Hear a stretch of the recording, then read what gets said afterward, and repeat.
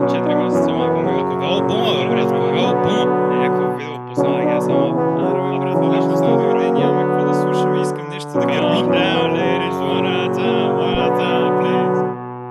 Скоро няма да се стрина, грайнда толкова силен, че ви надмина. Тук съм летвата да вдигна, пейте моите песни като химна. Дрог съм малко рапърче, вече ме молят на колене за следващото рап парче. Декември станах софийското хлапе, не ми трябва кафе, музиката ми е достатъчна. Мигнах и са средата на пролетта, тук за себе си творя и следващото поколение да вдъхновя. Усещам как отрешко на море, брат, бързо резервирай за влака билетите. Рядко ви слушам съветите, искам до 29-та сам да си плащам сметките. Нежите и креките, го да ги виждам вече отдалече, гледам ви грешките. Уча се от тях и продължавам да путам песните. Не ви коментирам и просто продължавам да раптирам,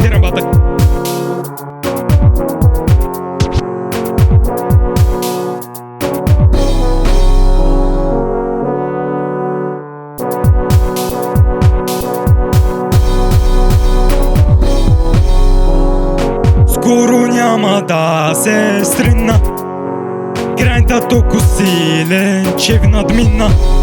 Тук съм летвата да вдигна, пейте моите песни като химна. Пейте моите песни като химна. Слушай се. Тези рани песни само за графка, за бъдещи проекти подготовка, за да разширя граница на това, което мога. Бога да ме пази от всякакви лоши хора, пътя до върха е дълг и знам, че ще го изходя. Ще трябва по похода много с върве аз да преборя. Говоря ви смисли неща, но индустрията... Не, че е малко, брат, смени бита, че не си похожи с себе си.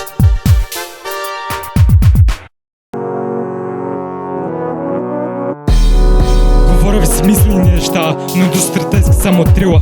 Отказвам ставам част от тази картина гнила и да мотивирам да пробваме, че става кипла. Знаете, че аз и челката трила сме антоними. Общо казано не искам да влизам в тези филмици, ниши заменими, изградени от вашите любими, уязвими, незначими филмарчета. Често казано предпочитам да се харесвам на някакви стачета. Мисля, че е по-добре да ми се карат за жаргона, вместо моите колаборатори да ме карат да вземам оксикодона. И помни го това, твоята среда сега определя кой ще бъдеш до година, батинка.